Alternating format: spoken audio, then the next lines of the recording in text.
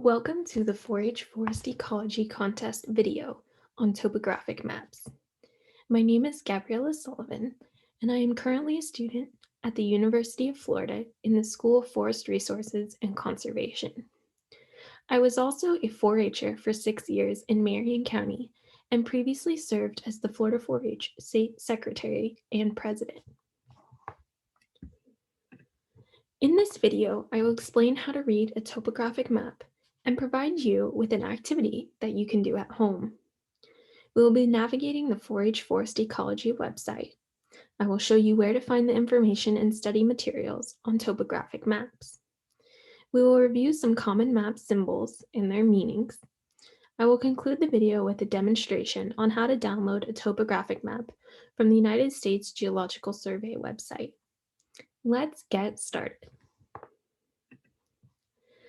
A topographic map shows landscape features such as mountains, flatlands, waterways, major forms of vegetation, roads, and different types of structures. Topographic maps indicate topography, or the shape of the land. The lines you see on the top image are called contour lines. A contour line joins all the places of equal elevation. The image shows what contour lines on a map would look like in a landscape. At first glance, it can be difficult to visualize what topographic maps look like in reality. This exercise should help. Start by clenching your fist. Mark the knuckle that sticks up the highest with an X. This is the summit or the highest point. Draw a contour line approximately a fourth of an inch from the X. Continue drawing contour lines every fourth an inch until you have mapped out your entire fist. Now lay your hand flat. Does your hand look like the drawing in the previous slide? Clench your fist once again. Why are some lines closer than others? The steeper the slope, the closer the lines. The lines along your fingers appear closer together because the slope along your fingers is steeper than the slope along the back of your hand. As you can see in this image, there are two types of contour lines. The heavier lines with elevation readings along them are index contour lines. The other lines are intermediate contour lines. The elevation distance between each line is the same. This is known as the contour interval. The contour interval can be found in a map key or by subtracting the elevation distance between two index contour lines and dividing the difference by a number of intervals between the two index lines. Now that we have reviewed the basics of reading a topographic map, let's explore the Florida 4-H Forest Ecology website.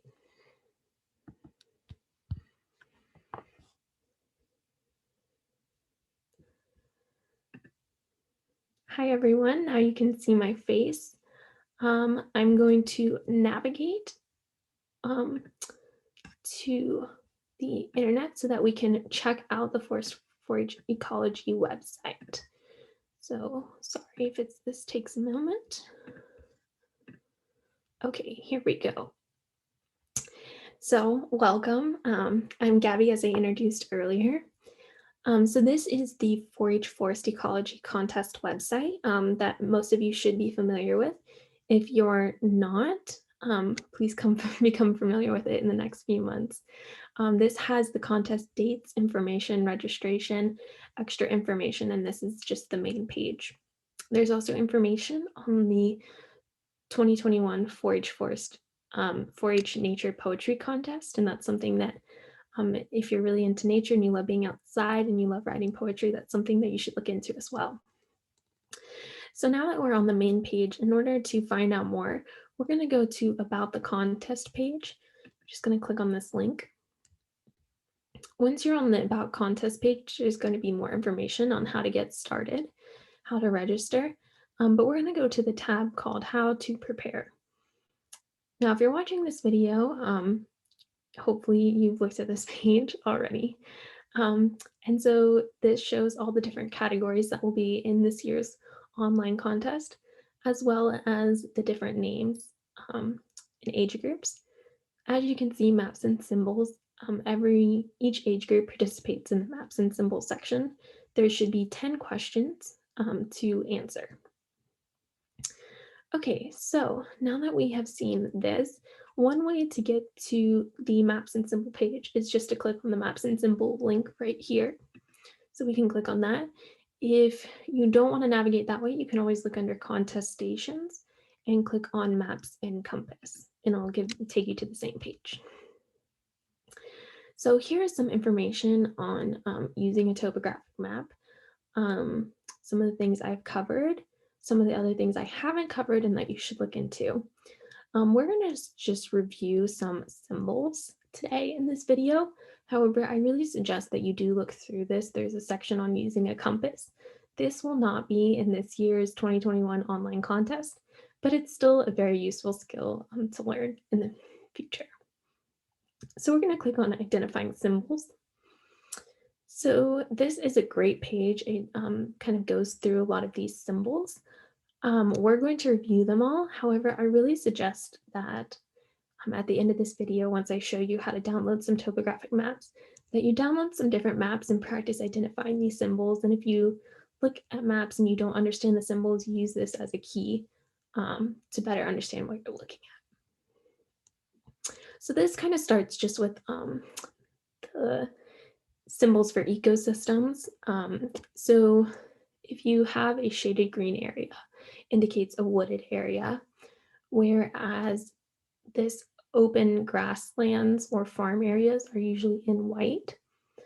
Sand dunes typically are this brown, tan, speckled color. Sometimes it can be difficult to see, but I think one good tip is to look at where it is. If it looks slightly off colored and it's near water, most likely it's sand or a dune area. Lakes and oceans are blue. Lakes are going to be most likely landlocked, whereas oceans will be larger bodies of water.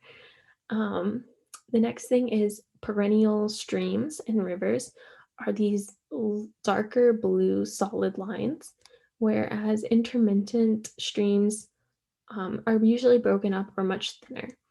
And so the difference between these is that intermittent streams and rivers are seasonal rivers, so they're not always flowing, or streams that are seasonal. So they can dry up during drought or like during the dry season. So that's something to differ them between. Also, don't be confused by these lines and these lines right here out in the ocean. These are actually contour lines, as you can see. They have a number in them and they're out in the ocean. And so you're not going to really, don't confuse those. I don't think you will, but just keep that in mind. So a spring here in Central Florida, you'll see these on the topographic maps. You might not see them on most maps. But a spring is a circle with a squiggle. So if you don't know what a spring is, I highly suggest you look it up online so that you kind of have a visual aid when looking at the map. So marshes are these blue horizontal lines. They kind of look like little grasses. And marshes can have a white background, a blue background, a green background with them. And so that's something to keep in mind, that you can have a marsh on top of different ecosystems or different backgrounds. Whereas mangroves look a little bit more like leaves and trees, and they are always on top of green. So if you're having trouble deciphering between the two, look at the background and kind of look more closely at the visual, because the mangroves look more like little leaves and trees, whereas the marshes look more like grasses. So the next thing is, if you have trees planted by humans, such as an orchard or a golf course, they're going to be shown as these green dots right here. Sometimes, usually the golf courses will say golf course, but it's important to note that these are human planted trees. So urban areas can be deciphered from the rest because they're usually in red or gray, Most of the maps I've seen, they're in red. So that indicates an urban area or city or town. And if new information is added by aerial photograph, it will be in purple on the map. Um, so those are just some basic things as you start looking at maps that you should start identifying. So these are some other symbols for land uses. So what's going on? So we have gravel pits, quarries, mine tunnels. Now you're not always going to see these on Florida, on topographic maps of Florida. So what I highly suggest doing is going to someplace in like West Virginia or somewhere along the Appalachian Trail, finding a topographic map from around there, looking at what that looks like, especially if there's a large mountain range and there's mining, so that you can help work on deciphering the different symbols. It'll also help later on when we're looking at features, these large features, identifying the features within a map.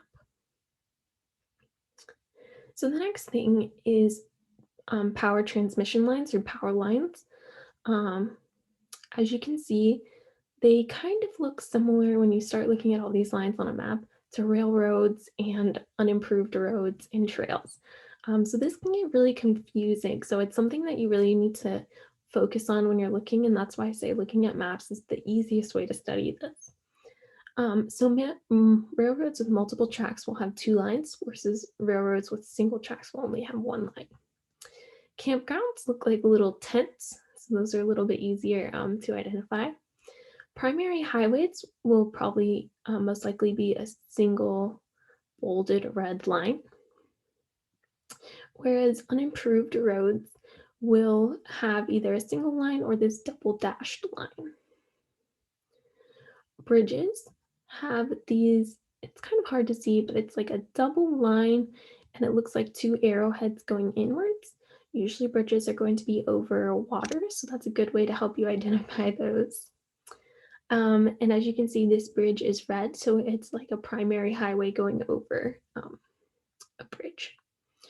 Trails are going to be dotted lines. A house of worship or a church is going to be a square, which represents a building plus a cross on top of it. Whereas a school is going to be a square, which represents a building and a flag on top of it. Cemeteries will be this dotted line in a square with either a cross in the middle or the word cemetery or sem written across it.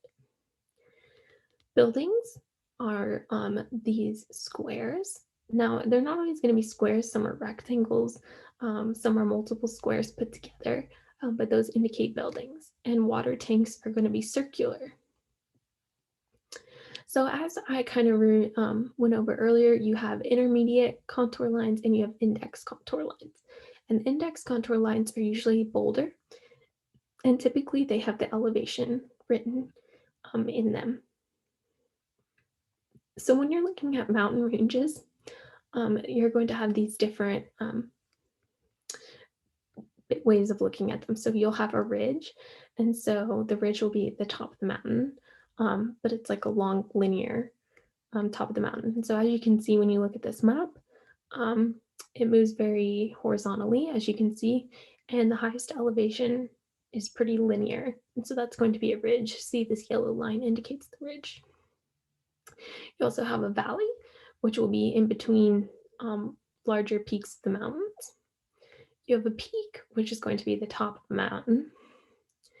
And you have a saddle, which is this area between 2 peaks or tops. And then we also have depressions. So you'll see this most likely on a map. And so a lot of times when we think of topography, we think of elevation and we think of it increasing. But that's not always the case, as you know. So when you see these little dotted lines on an index or a contour line, you'll notice that this means that the elevation is decreasing, or so this could indicate a sinkhole or depression within the land. And so I think that's something to keep in mind when you're looking. So these are just the common symbols. I really suggest, if you're just getting started with this, scrolling down to the worksheet on map symbols and clicking on the topography symbol worksheet. This worksheet will help you kind of get adjusted and learning the basics. I also think this part is really helpful if you're having trouble visualizing what topographic maps look like. So this is just matching the two things so that you see what they look like based on the topographic lines, matching it to what it would look like in reality. And once you have finished that, you can find the answers right here. So it'll go through and tell you so that you can check yourself. So that's a great exercise if you're new to topographic maps. There's other information on this page that if you want to go through and look through, it will definitely be helpful. So now I'm going to return to my PowerPoint. And we're just going to learn a little bit more about how to download a topographic map from the USGS site. So take a moment and either take a screenshot or take a photo of this slide because I'm going to walk you through it and I won't be coming back to this slide. So take a moment, pause the video, and take a picture of these instructions so that you can follow along as we go and look at the topographic maps.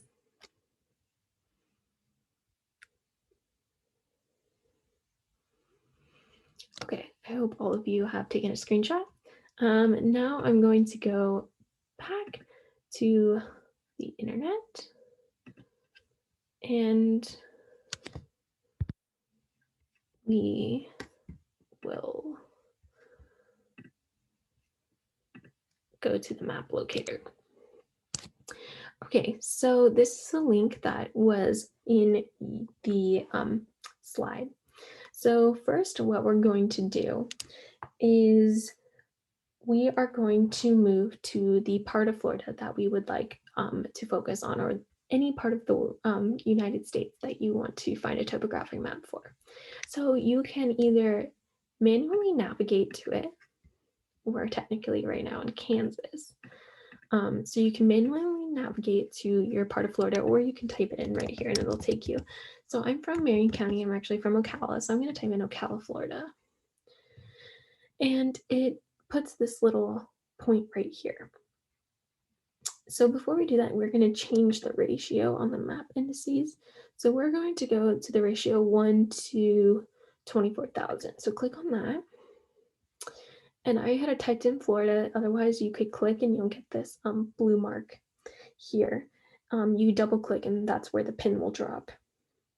So once you have your pin dropped, you're going to hit View Products.